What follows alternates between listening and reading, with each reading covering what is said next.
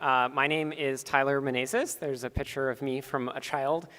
Yeah, I'm here to talk about nurturing the next generation of open source contributors. I am the executive director of the nonprofit Code Day, which I started when I was in high school, so it's been I think 15 years now that I've been doing this, so it's been a while. I'm going to talk to you today about a couple of things. So first of all, why is open source good for students? If you're a student here, hopefully that inspires you. If you're not a student here, but you're interested in open source, hopefully I can convince you to care about this, because I know some people don't. What are the problems that students face when they're trying to contribute to open source? Or just generally when you're trying to build cool stuff as a student, like what are the problems that a lot of students face? And then finally, I want to talk about if you're a maintainer of an open source project, even if it's like just 2 users. If you're a maintainer of an open source project, what can you do to make your project easier for people to contribute to, and specifically students? So like I said, I'm the executive director of the organization called Code Day, we have a saying, there's a place in tech for everyone. We want to help everyone find their place in the tech industry somehow. Doesn't mean that everyone has to be a programmer, but there's so much technology in our lives every day, and we just want to have everyone feel confident that they can contribute in some way if they want to. Here's kind of a background on how we got into this idea of helping students with open source. So we started out a long time ago with these events that we just called Code Days. And they're basically hackathons. We never call it a hackathon. What we do is we get a bunch of high school students from a city together for a weekend, and we help them make video games. And we have a really big focus on people who are like lower income. Sorry, I can hear myself talking on the live stream in the background. We have a big focus on folks who are lower income areas, so we can provide them a lot of resources like free laptops and rides to the event and stuff like that. And we have a really, really big focus on people who don't think that they want to code already. So we would get, and we still do, get artists, musicians, people who just want to make video games but they don't like the code part. And we just want to show them how cool and creative and fun technology can be, how it can be an expression of creativity. There's 2 things that we really design these events around, by the way. One is agency, like the power to shape the world around you. If you have a computer, that's all you really need to make a change that actually affects like your friends, your family, your community, or just millions of random people around the world. That's what open source is about as well, and we'll talk about that later. Second thing for us is creativity. Like, tech is a way to just make something cool. It's a tool. It's a way to build something. I know that some people love the math and the science and the logic part of it, but for a lot of us, we're into tech because we just want to make something cool, and we want to give that experience to students as well. So we started doing these events called Code Days, and students would just they'd come in, they knew nothing about programming, or maybe they took an intro class, but they hated it. But they'd come in and we'd say, what do you want to make? And they'd pitch us on something. So here's a project. This was a project called Thorns, A Lost Conversation. It's like a dating sim style game, but your words actually are your weapons. So if you want to, you can tear down your opponents or build up your friends. This was made by a group of folks who had not programmed before. Actually, they had someone who had programmed before, but he switched and he did the art. And they built all the art, and they had custom music, and it's great. There's a trailer on our website that they put together if you want to watch it. Here's another project. This is from 2 weeks ago in Seattle. This is all custom art that they made in a weekend, and this is a game where you play as a cat, you have a weapon, but when you shoot someone with your weapon, it not only kills the enemy, it teleports you to that location. Super neat game mechanic, made by total beginners. This is another one that I really like. It's called Pocket Frog. Basically, it's like a Tamagotchi using a bunch of sensors that were built into this electronics kit that we got the students. So like if it was too hot or too cold in your room, your frog could I don't know, be injured or something. So we were doing this for years, and we still do these events to this day. And we have had, last time when I put this slide together, 70,000 students who've gone to these events in person. We have one in LA, so if anyone's interested in volunteering for that, let me know. We have 50,000 of those students were underrepresented in CS, and a large number of them were not planning to pursue it beforehand. A big majority of the students that come to our events are actually lower income, increasingly more and more. And that led us to kind of an interesting problem that we started to notice recently. which is that a lot of these students wanted to pursue CS afterward, and they kept pursuing it, and they ended up at community colleges. And some people here might think, community colleges? Did you know that community colleges in most states now can give out bachelor's degrees? In Washington state, we can get a 4-year BS in computer science degree. In a lot of states, it's a BAS, or Bachelor's of Applied Science, but it's a 4-year degree. Did you know that community colleges are like free to $5,000 a year? That's an awesome opportunity for our students. And so a lot of the students that were graduating Code Day were going off to these community colleges, and they were lower income, like a lot of the times they were working service industry jobs or something to pay for their living expenses. And they would end up at these colleges that were super affordable. And so we had all these students going here, and do you know who we didn't have at these community colleges? Recruiters. Recruiters didn't care. These are what are called non-target schools. If you are looking to hire college graduates for your tech company, the projector just went out. Well, that's okay. If you are looking to hire if you're looking to hire college graduates for your tech company, you want to go to the biggest big name schools. And so a lot of these students were getting overlooked by their potential career prospects. And sort of compounding to this, just a side note, but I find it super interesting. A lot of students don't realize that you have to do stuff outside of school if you want to get a good job, unless you went to Stanford. So here's one stat I found. How many % of students do you think thought that they needed to learn anything outside of classes to get a job in tech? Call it out. 10%? Okay. 5. Okay, well, people are more negative than I thought, so that's good. It's 45%, but still less than half. So more than half of students think that they just need to learn what's in class and they'll get a good job. Maybe that's why you're all here. Self-selecting, I don't know. What % do you think didn't actually do anything at all? Yeah, time's limited. What % of students do you think did literally nothing, including preparing a resume or going to a career fair?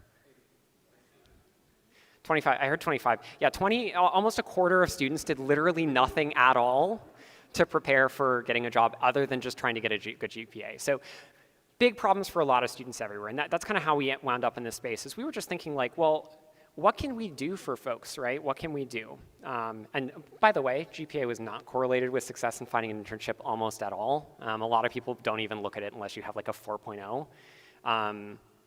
So we were looking at this and we were thinking, well, what can we do, right? What can we do for students to help them get a leg up?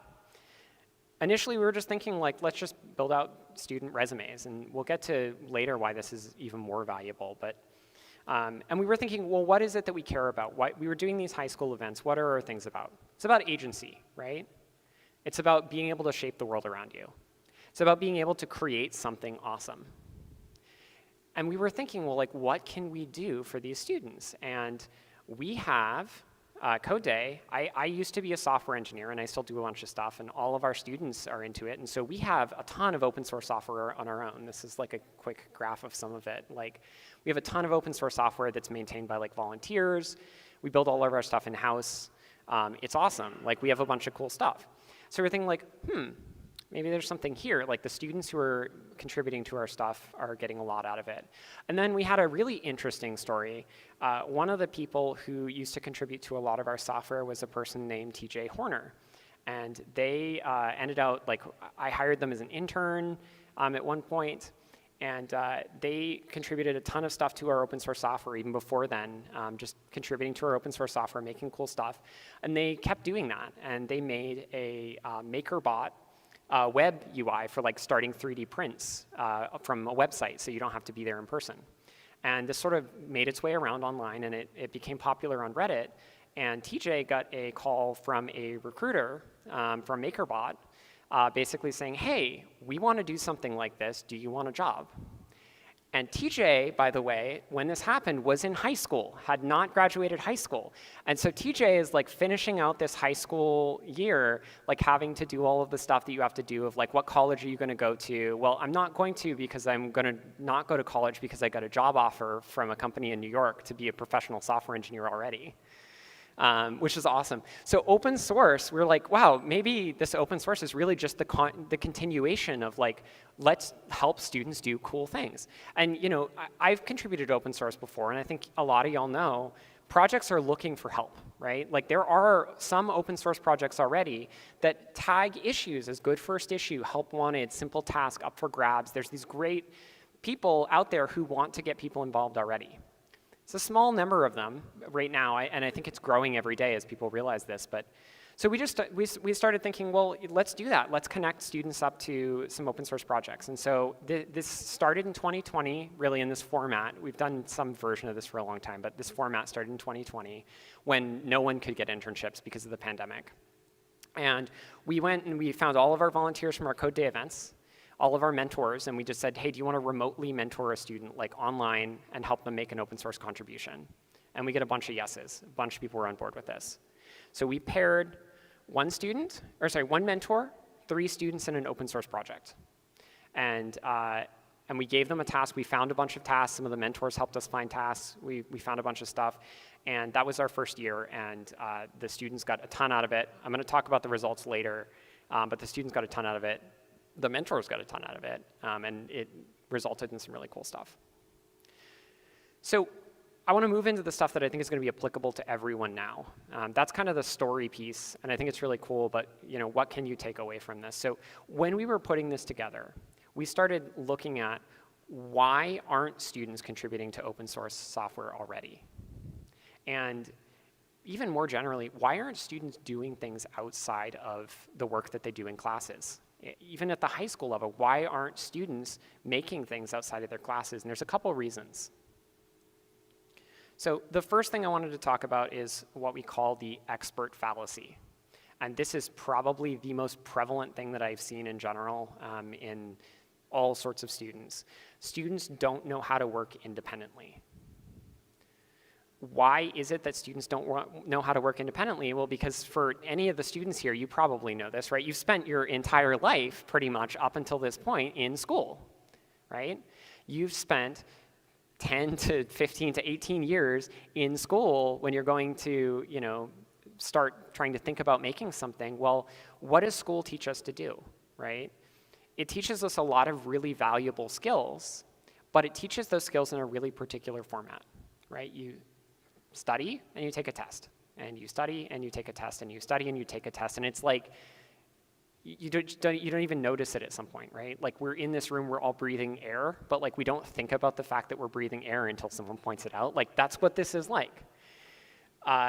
It's just all around you, and so students start to internalize this idea of I need to know the answers to things. I need to study for the test, and the test is everything I do, and if I don't know the answer, that means I failed.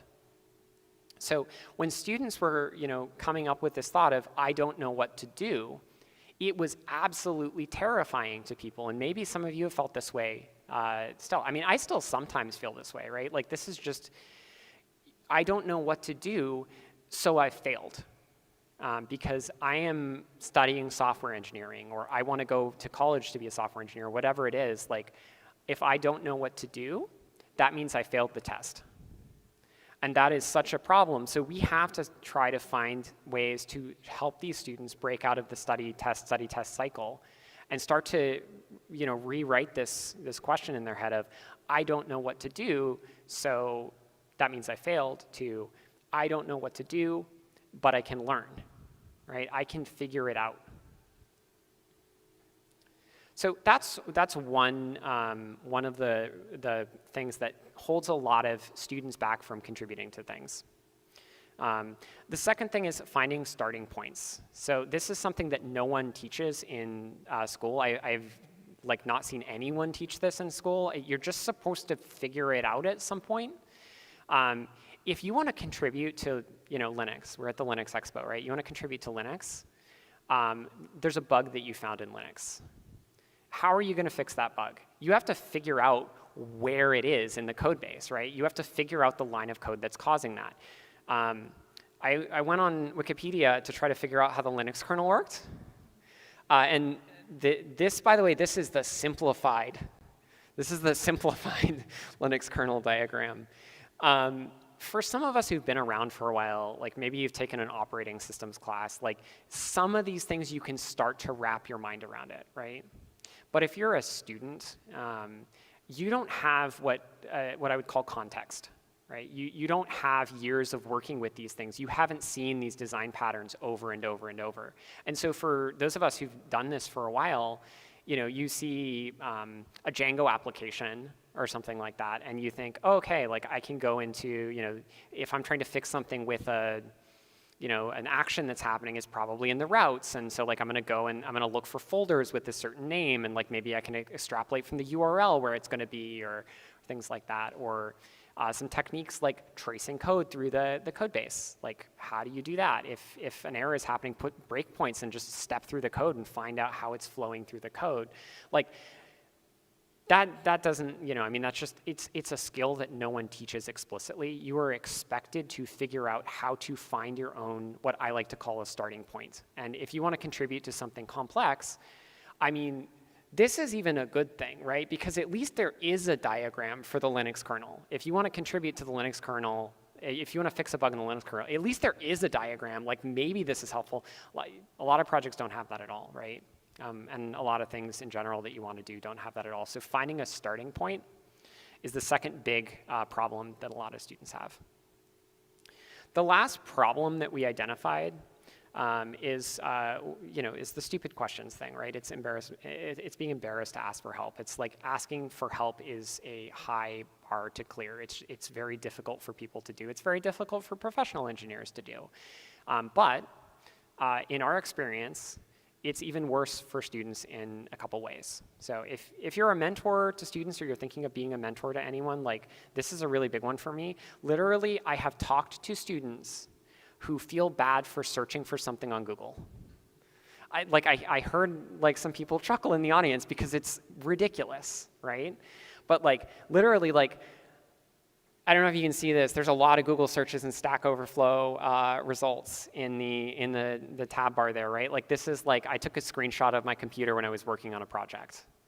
I have had students where at some of our in-person events, like I'll talk to them and they will come to me and ask me for answers for everything. They won't use their own brain, they'll just use me as their brain. And I'll say, well, what have you searched for? And they will feel bad about it. And one time, like, I literally had a friend there who was mentoring, and he was at the time an engineer at Facebook. I was like, hey, like, just come with me for a second. So I walk over to this friend's computer and I'm like, hey, Ashot, show me like what searches you have open right now. Like, what does your web browser look like? He was working on something for work, and he has like 20 tabs open of Google searches. And I'm like, see this? Like, this is someone who's getting paid like, $200,000 a year. They can search for things, you can search for things too. But a lot of students don't feel like they can do that, right? They don't feel like they have the permission to do that. They don't feel like they understand how software engineers work. This comes up in kind of other ways. People just feel bad because they don't understand what being a software engineer is about. And I know that we're not even talking about open source now. Like, we're just talking about getting students involved in software development at all. People don't realize that, like, for example, the number of lines of code that you write is not an output of your productivity. That was written about in like the Mythical Man Month in like the 90s, right? Like, that's not a thing that we measure. But like, students don't realize that like figuring out what line of code to write is 80% of the problem sometimes, especially if you're joining a new project. It's okay to spend 2 weeks figuring out which 2 lines of code to write. That is normal sometimes. It's not all the time, but it's often the case that it takes that long. So really, a lot of people just don't understand what we sort of talked to a bunch of mentors and got a lot of feedback and just sort of revised down into what we call the software development process. And this is something that students, that if you're mentoring a student in one of these projects, you need to learn. You need to, you know it as an engineer, but like, you need to be explicit about this, which is identify and define the problem, right? How do you figure out what the problem is specifically? A lot of people literally have never even used a debugger. Even if you're not using a debugger, like, I sometimes don't want to set up a debugger, so I'll just put a bunch of console print lines. Like, how many people have done that, right? You just put a bunch of console print lines in places and you see where stuff goes. Like, those are all techniques that no one ever specifically taught me, and no one is ever specifically teaching our student. Online and peer research to find existing solutions. Google it, basically, right? If you work in a company or you work on a team or like you're contributing to an open source project, go on the Discord, like ask for some pointers, right? Go on the Slack, ask for some pointers. Experiment, learn by doing, just try things. Like people are so afraid a lot of times to just try things, and it's like, we're using Git for everything now. If you mess it up, just get stash and then you're back to where you were before. Like you didn't lose anything, right? Just try things, see what happens. Like if you change a line of code to something else, like does something different happen? That's something that we do all the time as engineers when we're building things. Evaluate the proposed solutions. If you have a bunch of different things, which one is a good one to choose? Verify that you actually solved the problem, which a lot of people don't do sometimes, even in industry.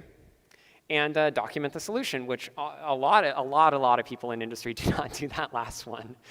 But generally, like this is the process that engineers go through when we're solving a problem, right? Like unless we know what to do off the top of our head because we've solved it 1,000 times before, we are internally going through some version of this. No one has ever told most of the students that this is what we do. They spend day in, day out going to classes, going to tests, and being tested on specific concepts, and no one is ever telling them, here's what you do when you don't know what to do. And so this is super, super frightening to people to come into this situation and say, I have no idea what to do, and I don't even know what to do about that. I just must be a failure. Like I can't ask someone for help. I can't Google this. Like I don't know what to do. Like it's terrible. So these are all the problems that we started to try to figure out. And some of these I think are solved by mentorship and by working in working with schools to try to teach more of the stuff in schools, which we're doing. But there's also parts of this that actually open source maintainers can help with.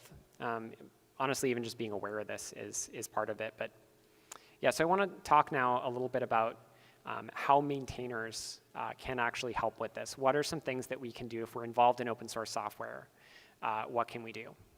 So the very first one, I'm going to count it at 0, right? Like the number 0 thing that maintainers can do to help is just be mentors for students.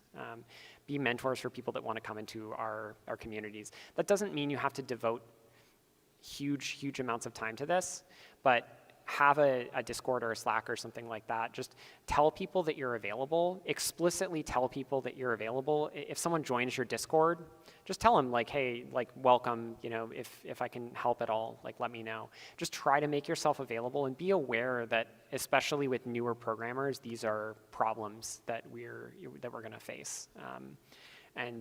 Just being available as a mentor is a really big part of that.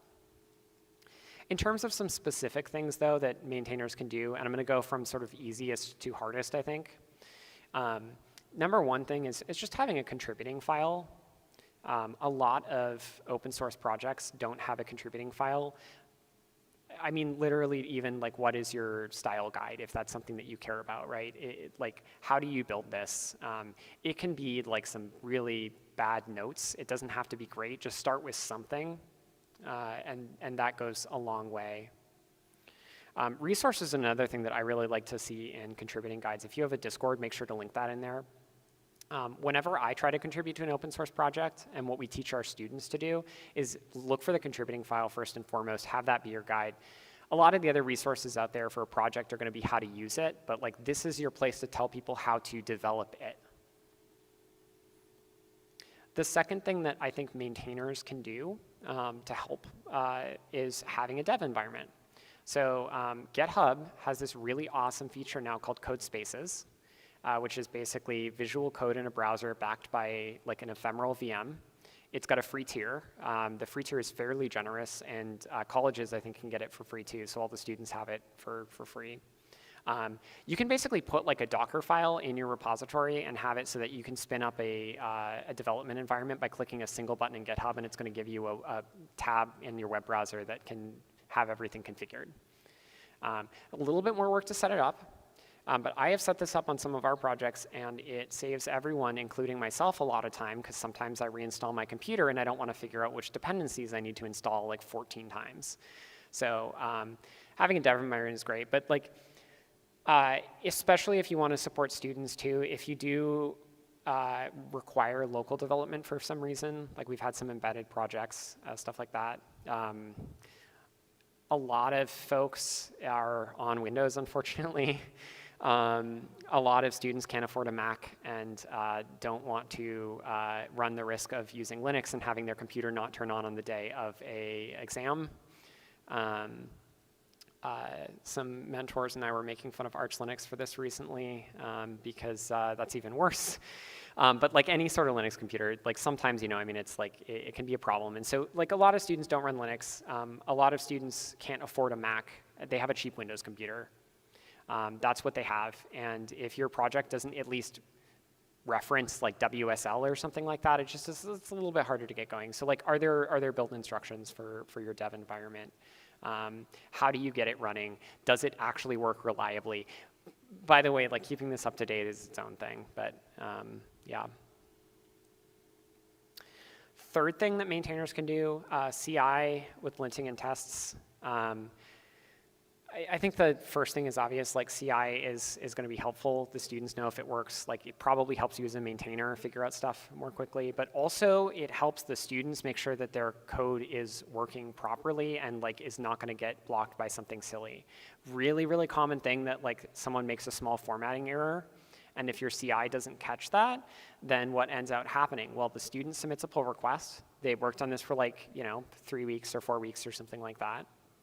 And they submit the pull request, and then they wait like 5 weeks, and then someone finally gets around to reviewing it, and the style is wrong, or they had their editor configured incorrectly, and like their file is in /r/n instead of /n, or like whatever, right? And then it gets rejected, and then the students like they're in finals or something like that, so they're not going to get around to it for a while, and it just drags on and drags on. So having a CI with linting is really helpful. Tests are really helpful as long as you actually use them. I cannot tell you how many open source projects have tests that fail consistently. And I know about all of them because what happens is our students will book TA meetings with our TAs who are more experienced open source contributors because their PR is, they got failed tests. And then we'll go and we'll do our own test. We'll run the test ourselves and find out that like even if they had just changed the README file, they were still going to get an error because the tests just don't work. So if you're not going to keep your tests up to date, I guess the lesson is don't have the tests at all. But yeah, like CI with linting and tests can be really helpful. It just helps everyone get going faster because if you want new contributors to your project, like you don't want to make them wait around for 6 months to get their thing finally merged. It's not a great environment, and like they're not going to be excited about coming back. Yeah. Oh, yeah. So for folks who don't know, CI is continuous integration. The way that I like to think about it is just like when you push code or when you open a pull request or something like that, having automated steps that are just going to check whether the code conforms to certain requirements. So like, does it pass the test that we've set up for it? Does it meet the style? Like, are you using tabs versus spaces or something like that? And it can do that all automatically every time you commit or every time you open a pull request so that you can immediately get feedback within like a minute or something like that. It can do a lot of other cool things too. You can automatically, if it's a website, spin up like a testing website that people can visit or things like that too. Really good resource if you're not familiar with CI is just GitHub Actions. It's built into GitHub. It's basically free for most use cases, and it's super, super easy to use. Cool. Fourth thing, this is getting a little bit more complicated for maintainers. I know this takes some work to do, but this actually I found can be really helpful for everyone. Having an architecture.markdown file, how do the pieces fit together and how does the information flow? That's the way that I like to describe this. Like, it doesn't have to be super detailed, doesn't have to be like, the most complicated, in-depth version of everything, but just giving someone an overview, helping them build that mental picture of how your code base fits together early on is extremely, extremely helpful. So this could be like a flow chart or something like that. This could be just like even just some text notes. What are the different directories in my repository, and like what do they do? Like even just saying something like this uses the MVC pattern, or like this is using React Redux as the primary state store or something like that. You can figure that all out if you know enough. But remember what I said earlier, a problem that a lot of students have is they don't have the context. So if you're super experienced, you'll see a repository and you can sort of immediately tell this is what they're doing. But if you're a student, you don't know that because you've seen what you've learned in class and you don't have much experience. And so having somewhere where it's explicitly documented is really helpful. Even just calling out which important key libraries are important to this, like Next.js and React and Redux is a huge help already. The last thing is good first issues, and this takes the most work because this is a regular ongoing thing you have to do, right? You have to be tagging these issues as good first issues for people to look at if they want to get involved. It's extremely helpful as someone who wants to get involved in an open source project to have these, but it does take some work. And by the way, what makes a good first issue? So we have a lot of experience with this now, and I think that we've sort of come to the conclusion that there's a couple things that make something a really good first issue. One of which is that it's self-contained, right? So it's solved in one file. Really great thing for a good first issue. Minimal tracing around the code base. If you know that it's going to be hard to find something, if you know that it's going to be in a weird location, it's probably not a good first issue. Ideally, this should be something where you have an intuitive grasp in your head. You just have an idea of probably this is where it is, and it's probably going to be like fixed in one file. You don't have to know for sure, but like if you have an intuition that it's self-contained, that's really good. The second thing is clear. Your issue should have enough detail that they don't have to ask clarifying questions. I think this seems obvious, but a lot of issues don't do this. If you're going to open a good first issue but not provide enough detail for people to figure out what you're asking them to do, you might as well not open it because like you're just creating a ton more work for yourself. Third thing is decided. I've seen a couple projects that will mark things as good first issues that actually require maintainer feedback. And if you're going to have a 1 month long discussion about how you want to solve something from a design perspective, that's not really working with the timeline of like a good first issue contributor who just wants to get started. So it shouldn't require a maintainer discussion to move forward. Last thing is recent. So a lot of good first issues will stagnate. I'm not a huge fan of like auto-closing issues. I know some repositories are really aggressive about auto-closing issues, and then I'll go and search for it, and it's like, okay, well, I found this exact issue from 6 months ago, and it's auto-closed. Thank you very much. Like, but I do think with good first issues, especially because they're often really small, easy to fix things, there is a tendency for them to just get fixed and not closed because someone didn't even notice there was an issue for it. So I don't know if auto-closing issues is the right thing, but maybe if someone 1 or 2 times a year can just go through and take a look, like, are these still actually active issues? Because it kind of sucks if you spend like 3 hours getting the code to build, and then like finally you've gotten everything working, and then you find out that the issue doesn't even exist anymore, and it's like, okay, thanks. Okay, so if you want to take a picture, this is kind of my my overview of like what we think are the important things, or I think this talk is recorded too, so you can always come back to it. Okay, so I talked a lot about what we figured out along this process and sort of what are the things that we have found to be problems, and what are some of the solutions that maintainers can have, what are some of the things that mentors can be aware of. What do the results from this look like? This is something that we do on an ongoing basis now. So the very first time we did this was in 2020, like I said. Here are just some examples of some cool student projects that people made. And I want to clarify, this is teams of 2 to 3 students who have never done a project outside of class before. These are mostly community college students.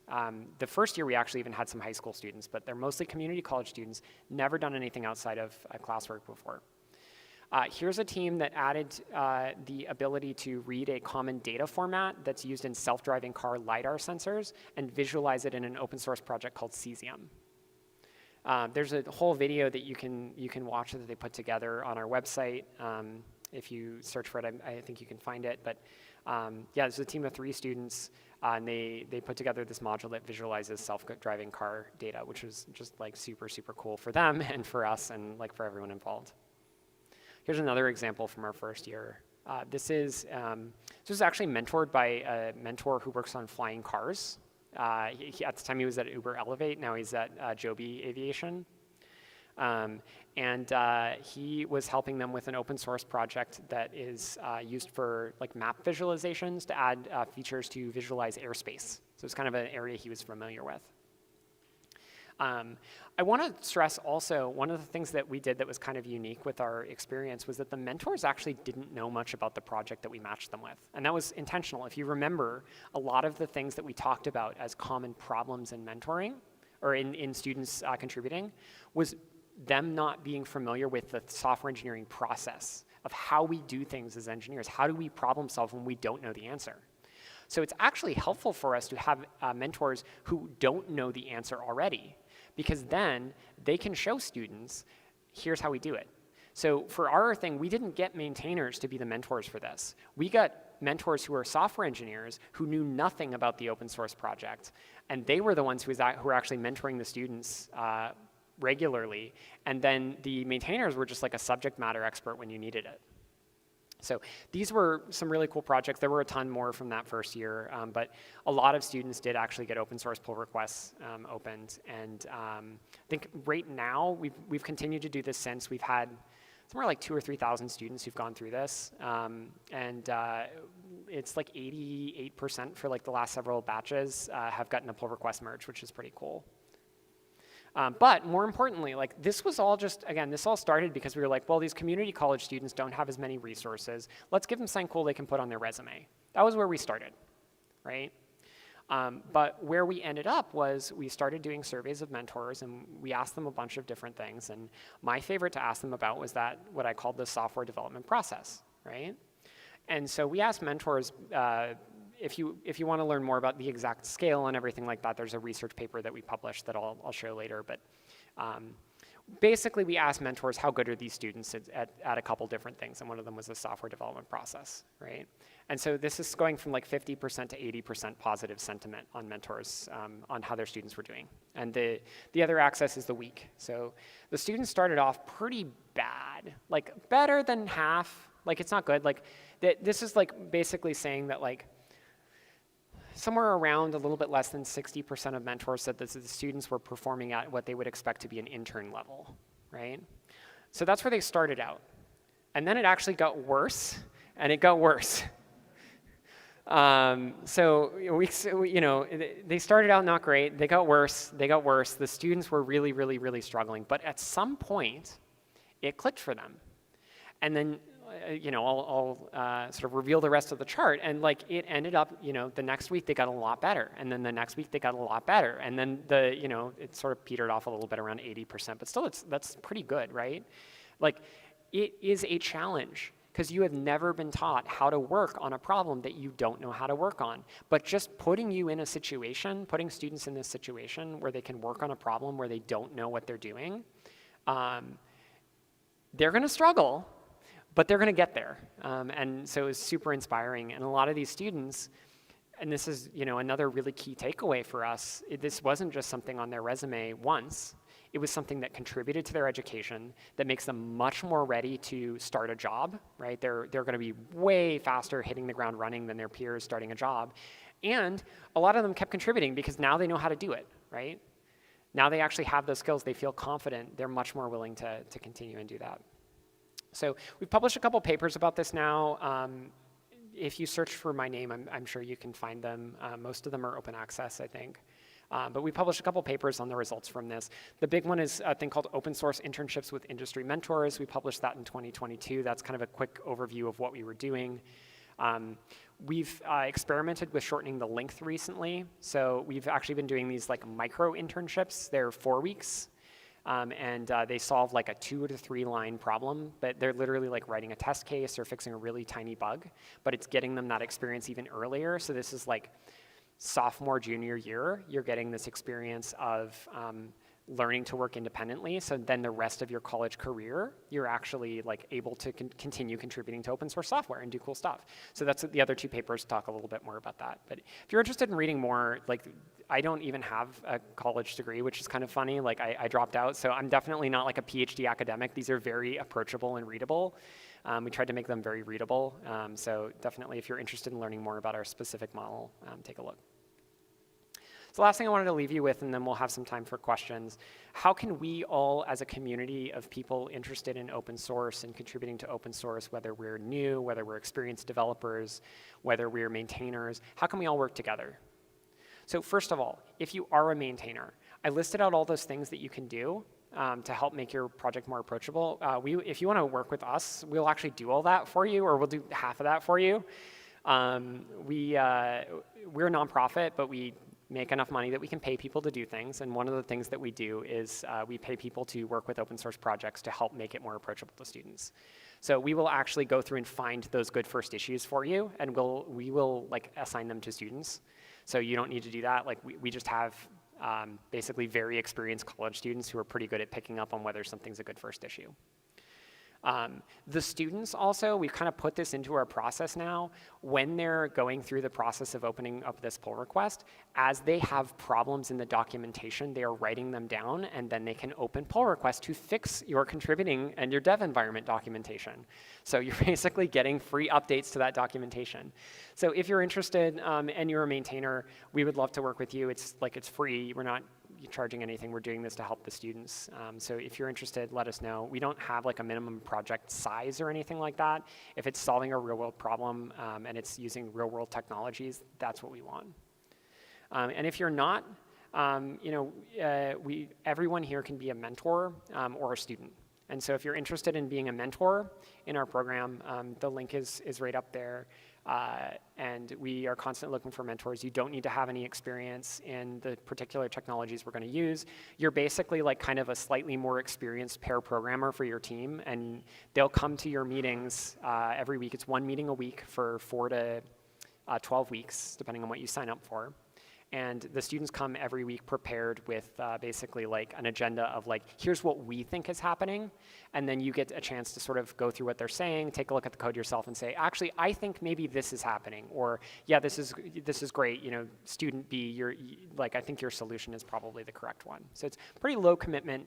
And it's a cool way to basically be kind of a near peer mentor for some of these students. And then finally, if you're interested in just talking about any of this sort of stuff, send me an email. My email's up there. Again, we're a nonprofit. We're not like out to make a ton of money or something. We just want to help more people. Like I said, we're all about agency and creativity. We want to help people learn that they can do things, and we want to help people learn that technology is a force for creativity. And anything that we can help out with that's aligned with those, I'd love to be involved with that. So that's my talk. I will leave these up here, and then we have time for questions.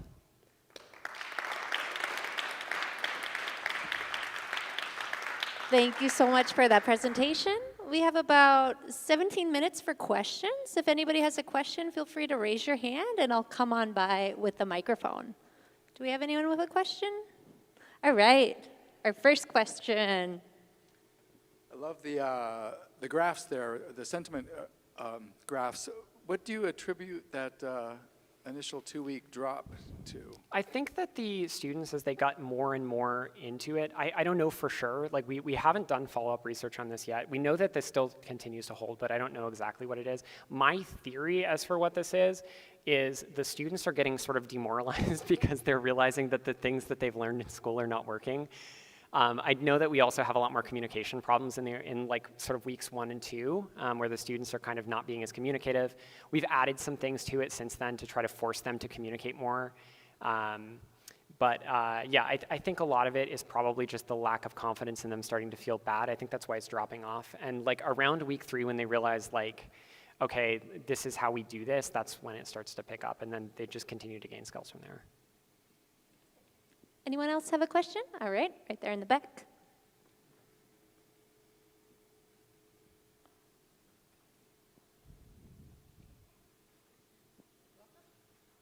What's your typical process for finding those open source projects with good first bugs? How do you actually vet those to give to students? Yeah, so like how do we find the projects or how do we find the issues? So the projects nowadays, a lot of them are partners of ours. So we go to a lot of conferences like this and we have a lot of partners who are like, just sort of like explicitly like, yes, I want to support this. They're not necessarily doing a ton of work. Some of them are, but like a lot of them are just like, yes, we want to support this. And like just knowing that we have their support, those are projects that we pull from a lot. Occasionally, we'll just go out and find projects that have good first issues that we think are going to be of interest to students.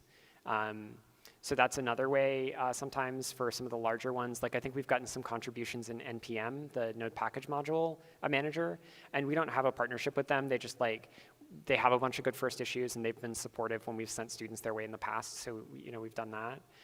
Last thing is sometimes we'll go out and like specifically try to find projects for students and like make contact with them.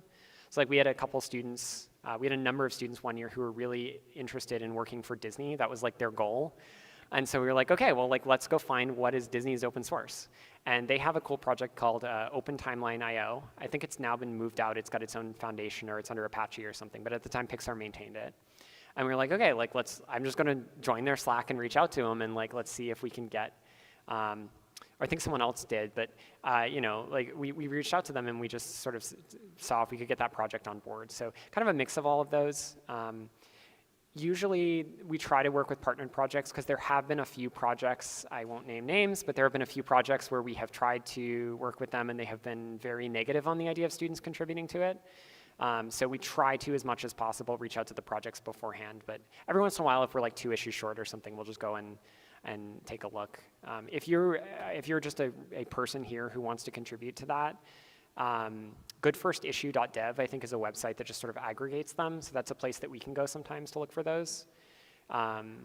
But yeah, my hope is to find more of a list of just like projects that are explicitly encouraging contributions from new contributors. There is one on our website, I guess, and you could go and look at that, but I think there's probably more than just that. I know I answered your question like 5 times more than you asked for, but hopefully that was helpful. No, that was very helpful. Thank you. Perfect. Keep your hands raised. If you have a question, I'll come to you next. Tyler, in an ideal world, what kind of partnerships would Code Day like to have that does not exist yet in your eyes? That is a really great question. I don't know if I have the perfect answer for that because I haven't necessarily thought about it. But so, I mean, in the open source world, I think just like a lot more projects would be great. We really want to get Linux and we really want to get, I was talking to some people from the GNU project last year at Open Source Summit and they were like tentatively interesting. I think it'd just be so cool. Like a lot of students, like the idea of having agency over their world, right? Like a lot of people have spent their entire life being told you can't do things. And then to have a contribution in software that is in use by like hundreds of millions of people, that would be super cool. So that's one. The other thing outside of open source is like we're really right now trying to make a lot more partnerships with HR folks because hiring managers, developers, people who are looking at the resumes ultimately, y'all get it, like you know what this is. If you see something on there, you know what it is. But students especially, all of their resumes go to university recruiting departments. And the university recruiting departments are not familiar with what open source is largely. And so if they see that on a resume, if they've been around for like a year, maybe they kind of get it and they see that as a positive signal, but a lot of people still don't know what it is. And so we're really trying to build up more partnerships with recruiters so that they recognize open source on a resume and then they can start to see, okay, like this is a really positive sign. This person should be advanced to the stage where it gets to, you know, a hiring manager.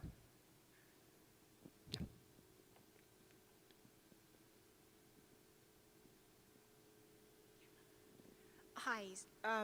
So do you have any challenges with securing mentors for your program? Yeah, so the mentors is definitely probably our biggest challenge right now in terms of recruiting stuff. We do have a lot of mentors. We have, it's somewhere like 600 plus mentors who are active every year between the Code Day in-person events and the online ones.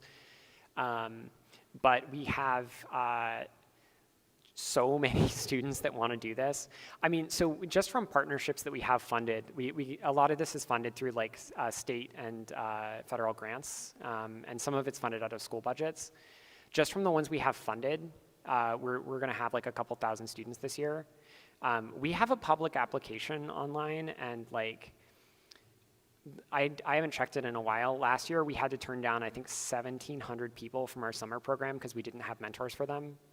Maybe not all of them would have been like super qualified, but like, you know, we prioritize the students that are furthest from opportunity, like the people who haven't had lots of internships and stuff like that. But other than that, as long as you can clear the bar, like you're in if we can find you a mentor.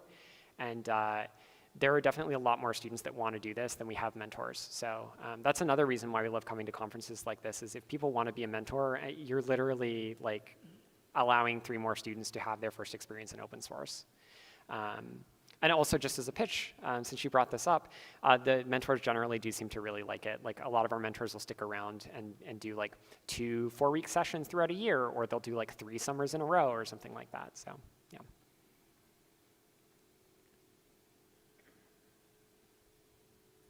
And we have about 10 more minutes for questions. So if you do have a question, think about it. Hi, Tyler. Hello. From a student point of view, logistically, what time of year, how long does it take? What does it look like in terms of their commitment and the meetings and things like Yeah, that? that's a great question. And I'm glad that we have so many students here. I wasn't expecting that before I came to this conference, so that's awesome. So we have these year-round. Basically, every month that it makes sense to during the academic year, we have a 1-month program. So like we don't do December, we don't do September because that's the very beginning, but we'll do October, November, usually mid-January to mid-February, March, April, and sometimes May. So every month we'll have a 1-month, 4-week program. The mentors for that, by the way, are 3 weeks. So the first week is just kind of getting familiar with the technologies. So it's a 3-week mentoring commitment, 4 weeks for students. About 10 to 20 hours a week during that time, so it's very doable. We're gonna give you a very small pull request. So we do that every month during the year, and usually those we can accept 100 to 150 students. This past year, I think it'll be more next year. And then over the summer, we have, it's basically the last week of June to sort of mid to late August. That's usually 8 to 10 weeks. The applications for that open pretty early, so I think they open in February. And you can just go to our website. It's Code Day Labs, or labs.codeday.org. And if you click Apply Now, it'll show you everything that's open that you can apply for. If we can't get you in for the micro internships, the ones that are happening throughout the school year, if you applied and you meet the bar, you sort of have priority next round. We'll put you at the top of the list if we can get you in. So we're taking applications all the time. If you want to contribute to open source, there's an opportunity for you. I will say if you've had lots of internships or things in the past, you're less likely to get in because we are prioritizing students who don't have that experience.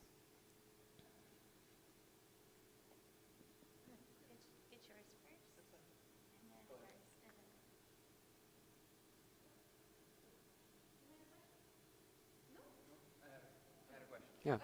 Tyler, so I'm wondering, you said you serve online in the LA areas, but I'm curious which parts of LA in particular, and if there are any other service areas that Code Day might be potentially open to mentoring, helping out other students. So for Code Day Labs, it's 100% virtual. We've done it 100% virtual since COVID, and it works well. So there's not a reason to change that. So anyone, anywhere is open to it. Most of our mentors are in the U.S. So you all are in the U.S. So great. Like you're definitely eligible in that regard.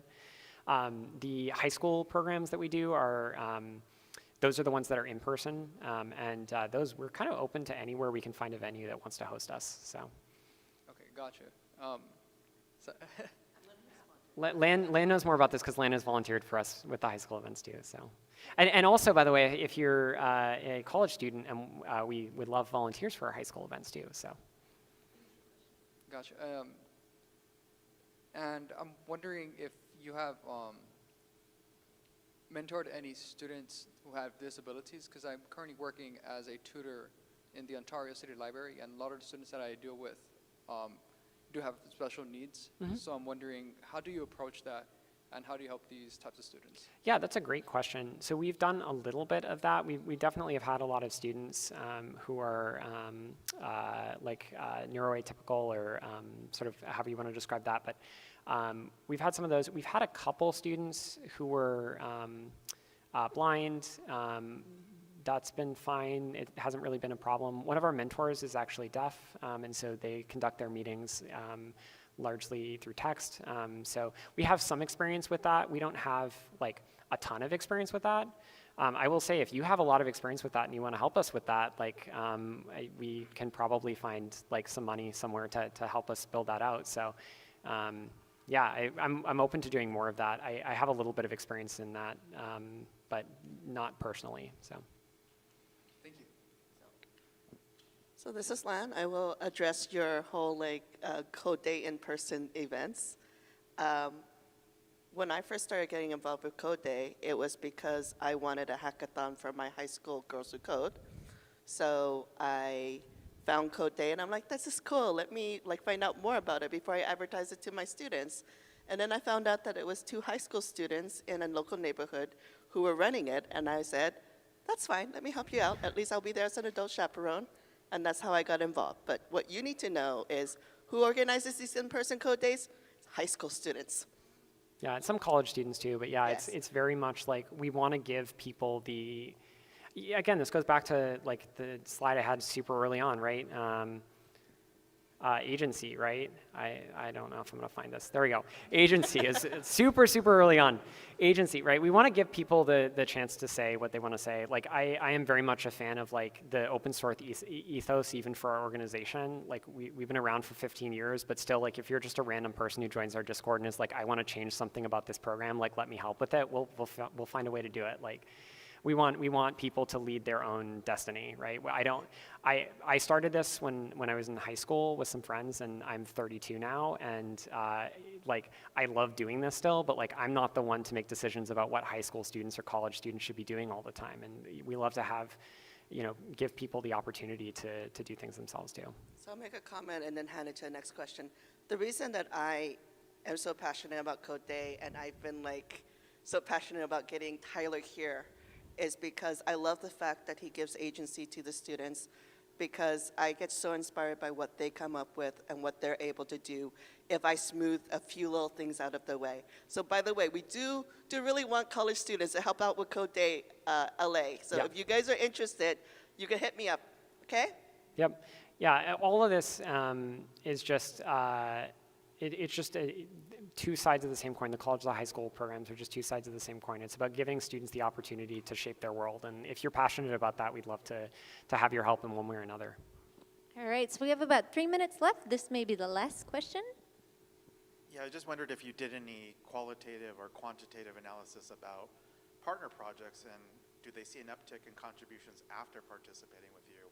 Like, what's the ongoing effect that may be amplified? Have you looked at that? Yeah. So the ongoing effect of partner contributions, I think we haven't done like a research study on it. That's a good idea. I'll put that on my list of papers that we should do. I know that there are a couple of partner projects that have had like really sustained interest. One of them is a free code camp project where like one of the students became so invested that they ended up becoming a maintainer of the project, which was awesome. We have Open Energy Dashboard is another cool project that we've worked with where they were super, super supportive of it. And I think it's paid off for them because they had like 150 students contributing to their project last year. So I can think of examples off the top of my head of where that's worked, but I don't have like an actual data set to pull from. We have the data. We're, like I said, I used to run a tech company. So like we love collecting data, and like we have it all in like a Postgres database somewhere in some format or another. It's just about like doing the analysis, yeah. Fantastic. We might have time for one more quick question. All right, right over here.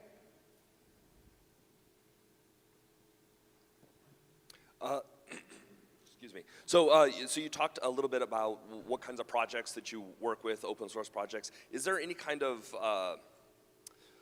what languages you're looking for? Is it kind of based on what the mentor's background is? Like my project has like a higher barrier of entry for some of the stuff, so it would probably require working with one of the maintainers? to Yeah, actually- great question. So in terms of languages, we're open to anything. We've had some students even do like Rust. I consider Rust to be like the ultimate challenge because I don't know Rust and I've tried a couple times. I don't know if that's a good metric, but like we've had some students do some challenging things before. We've had some students work on some challenging projects, like Open Timeline IO was like in production use by Pixar. They were very protective of it. Like it's a C++ project, but like if we can find students that are passionate about what your project does, they will overcome those barriers, I think. So if it is a really high barrier to contribute, if it's also an attractive project to students, we can usually find some folks that would be able to do something. Fantastic. And thank you again, everyone, for your questions. And I wanted to say thank you to Tyler and Menezes. If you would all give a round of applause to Tyler for this lovely presentation.